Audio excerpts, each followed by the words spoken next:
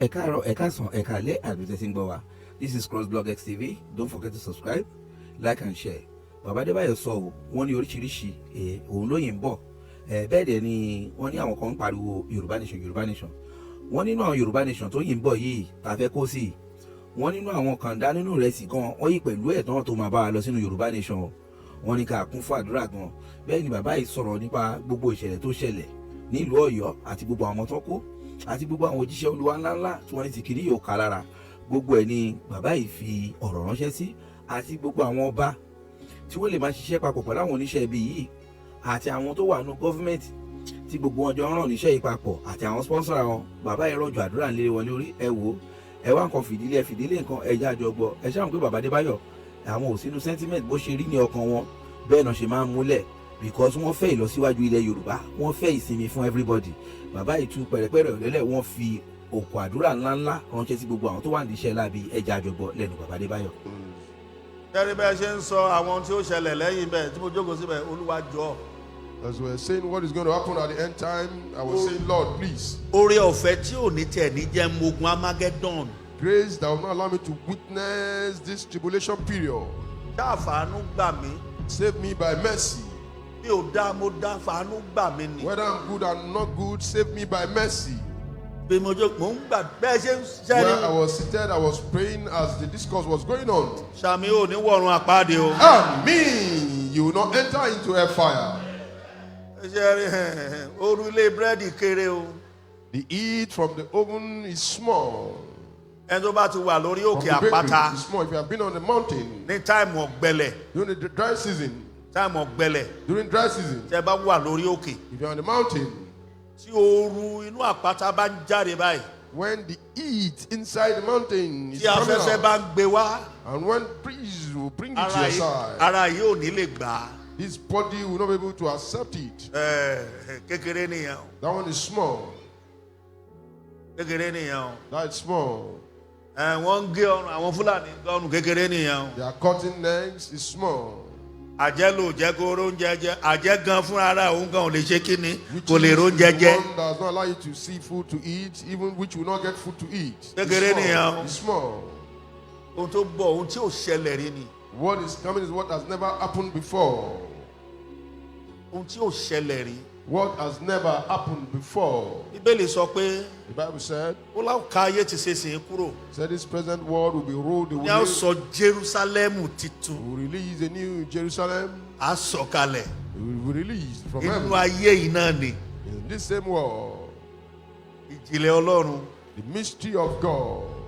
Ọjọ́ tí bàbá máa yọ tó ń tú àwọn àṣírí Jerusalem titun yẹn, ẹ rò pé òun àtọ́lọ́run náà jọ kéré The díẹ̀. day our father Mayo was exposing the secret of the new Jerusalem, you think he was there with God. Ó ní mọjọ́ náà. Amen. You Wàá will ti not rapture. know. Amen. Antichrist kò ní ṣèjọba lé ẹ lórí. Amen. Ó ti bá Jésù jọba. Amen. Ẹ jọ̀ọ́ mo bẹ̀ Please, I yín. beg of you, Ẹ ní ìwà be of good rere. attitude, be of good character. Tẹ́rí. Kíní yẹn ń rìn bọ̀ díẹ̀díẹ̀ ni o. That thing is coming little by little. It's coming Ẹ little bá by jẹ́ little. tán yín. Don't let me deceive you. Ẹ mọ̀ ni o. You don't know. Ayé ti ń dàrú lọ o. The world is getting distorted. Ayé ti ń dàrú lọ. It's getting distorted. Ṣé ẹ fẹ́ gbọ́? You want to hear me? Yorùbá nation la fẹ́, Yorùbá kó dáwọ̀. You want Yoruba nation, you want this, you want that. Yorùbá nation máa wà. Yoruba nation will exist. Àwọn wèrè náà pẹ̀ láwọn tí ó rúlu wa. We have the mad ones among those that will rule us. Ẹ mọ̀ pọ́ máa lè pọ̀ ń gbòòrò. You know, we have a lot of bastards outside. Ṣàmì, Say amen. ẹ bá mi ṣàmì Please dáadáa. say amen very well. Lórúkọ Jésù gbogbo wa la máa rapture. Amen. Mi Ọlọ́run má jẹ̀mú. God of covenant. Ọlọ́run àpọ́sọ Ayọ̀ Babalọ́lá. God of Apostle Babalola. Ọlọ́run Mósè Orímọládé. God of Moses Molade. Ọlọ́run Gabriel Oyèlámì. God of Gabriel Oyelami. Ọlọ́run máa yọ̀. God of Mayo. Mo gbàládùá. I pray. Gbogbo ìjọba Fúlàní lórí Yorùbá. Every government of Fulani over Ẹ Yoruba ṣàmì, land. ikú ni kò fi pa wọ́n. Amen. àtọba wọn àtìjòyè wọn àtàlágbára wọn àtolówó wọn. Gbogbo ìjọba Fúlàní. All their kingdoms. Lórí ìran Yorùbá. Over Yoruba race. Ikú òjijì máa fi pa wọ́n. Àmín. Ẹ ṣàmì. Máa fi pa wọ́n. Àmín. Gbogbo àwọn tí ń gbàbọ̀dè. Agent of bewitchment. Ìbá àṣọba ni. Whether king. Ìbá àṣẹ governor. Whether governor. Ìbá àṣẹ minister. Whether minister. Ìbá àṣẹ vice minister. Whether vice. Ìbá àṣẹ vice president. Whether vice president. Ìbá àṣẹ president. Whether president. Anybody. Any Kenny. Tí ń gbàbọ̀dè. Agent of Lórí bewitchment. ìran Yorùbá. Over Yoruba race. Anybody. Body. Ìbá jẹ́ àwọn tó rí ń jẹ. Is it those that have Ni what wọ́n to ń eat? gbàbọ̀dè. The agent of Ìbá bewitchment. jẹ́ àwọn ọba tí ń gba Or màlúù. kings collecting Lọ́wọ́ àwọn cows. Yorùbá ní gbàbọ̀dè. Was agent of Ẹ̀mí mímọ́ bewitchment. Holy àti Spirit. Fúlàní àtàwọn fikú máa ṣà wọ́n. Àmín. Fikú ṣà wọ́n. Àmín. Fikú ṣà wọ́n. Àmín. Fikú ṣà wọ́n. Àmín. Fikú ṣà wọ́n. Àmín. Gbogbo ẹ̀yin jíò ilẹ̀ Yorùbá. You Jews in Yorubaland. Ẹ dákẹ́ ẹ̀ ń wò. You kept quiet, you are looking. Kò sóhun tẹ́ ẹ sọ. Nothing to say. Ẹ̀yin wòlíì ilẹ̀ Yorùbá. Prophets in Yorubaland. Ẹ dákẹ́ ẹ̀ ń wò. You kept quiet, nothing to say. Ẹ̀yin ọlọ́rọ̀ ilẹ̀ Yorùbá. Ẹ Words in dákẹ́ ẹ̀ ń wò. Yorubaland. You kept quiet, nothing to say. Wọ́n kó àwọn ọmọ They ní took Ọ̀yọ́ kidnapped students state. in Oyo State. Kò séyìí tó sọ̀rọ̀ nù None yín. of you spoke. Alábọ̀dé ni gbogbo yín. You're agent of bewitchment. Ẹ̀yin ọba tẹ́lẹ̀ ń ṣèpàdé. You kings, I say you're having Kí ni meetings. solution sí ìpàdé? What's the solution from your Gbogbo meeting? ẹ̀yin gómìnà ilẹ̀ Yorùbá. Ẹ dákẹ́ ẹ̀ ń You wò. governors in Yorubaland, you Kí kept ni quiet. solution? What's the solution Ẹ from ń you? kówó ìlú jẹ. Owó You're stealing the ìlú. money. Owó security. Money security Àti ní food. bẹ́ẹ̀ ṣe ń pín owó. You share it.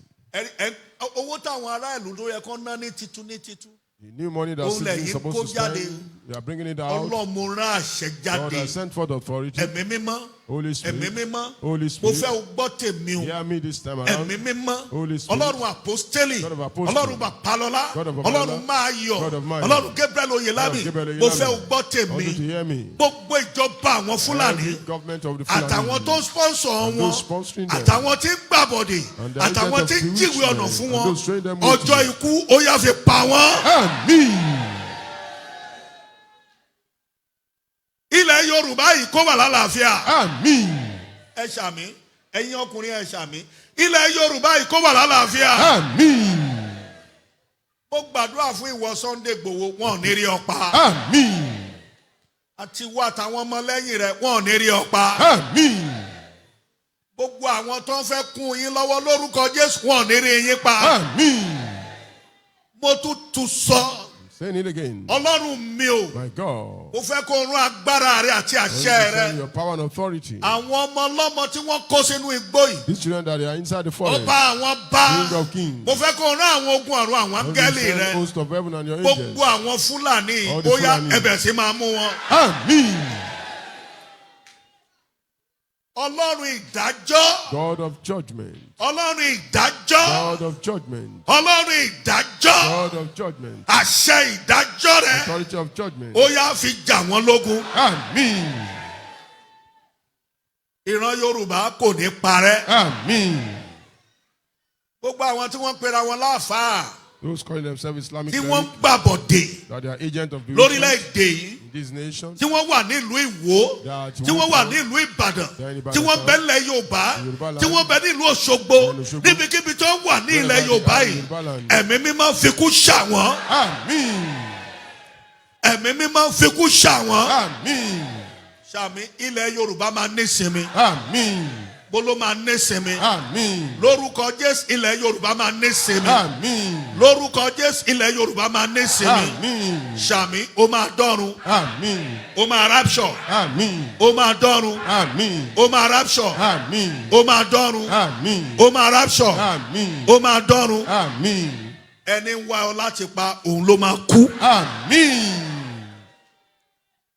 Ẹni tó lọ ń fẹjọ́ rẹ̀ sùn nínú agbára òkùnkùn. Whoever is supporting the powers of darkness, Tàbí àwọn tí wọ́n ránṣẹ́ ọ láti inú agbára or òkùnkùn. those sent to you from the powers of darkness. Ẹ̀mí mímọ́ máa dá wọn lẹ́jọ́. Àmín. Gbogbo ẹni tó ń gbàbọ̀dè ti ministry. Every agent of bewitchment against Ní this gbogbo ministry, àgbáyé. all over the world. Ẹ̀mí mímọ́ máa dá wọn lẹ́jọ́. Àmín. Ó máa rà àánú gbà. Àmín. Ṣàmì ó máa rà àánú gbà. Àmín. Ó máa rán ire níṣẹ́. Àmín. Owó máa dẹrú fún ẹ. Àmín. Àwọn nǹkan rere máa dẹrú fún ẹ. Àmín. Daddy, mommy, ọkàn ẹ máa balẹ̀. Àmín. Gbogbo ẹ̀yin ọmọ Yorùbá nílùú òyìnbó ní gbogbo àgbáyé, ó yá ẹ wà lálàáfíà. Àmín. Ẹ ó máa kórè oko délé. Àmín. Gbogbo ẹ̀yin ọmọ Yorùbá ní South Africa tí wọ́n ń fìyà jẹ yìí. Lórúkọ Jésù, ó yá ẹ bọ́ lọ́wọ́ wọn. Àmín. Orílẹ̀-èdè Yorùbá ṣe níbi ààbò. Àmín. Fún gbogbo àgbáyé ṣe níbi ààbò. Àmín. Fún gbogbo àgbáyé ṣe níbi ìrọ̀rùn. Àmín. Kálàáfíà jọba. Àmín. Orí ọ̀fẹ́ bàbá. Àmín. Tí ọmọ. Àmín. Tí ẹ̀mí mímọ́. Àmín. Kó wà pẹ̀lú yín. Àmín. Kó dè yín mú. Àmín. Kó gbé ọró. Àmín. Gbogbo ọjọ́ ayé rẹ̀ orí ọ̀fẹ́ máa bá ẹ ṣiṣẹ́. Àmín. Ṣàmì, gbogbo ọjọ́ ayé rẹ̀ àánú máa bá ẹ ṣiṣẹ́. Àmín. Gbogbo ọjọ́ ayé rẹ̀ ojú rere máa bá ẹ ṣiṣẹ́. Àmín. Ògo ni forúkọ Olúwa. Hallelujah. Jésù Kristi Olúwa àti olùgbàlà wa. Àmín. Àmín. Àmín lórúkọ Jésù. Hallelujah, mẹ́ta ògo ńlá kan ó yá o. Hallelujah. Hallelujah. Hallelujah.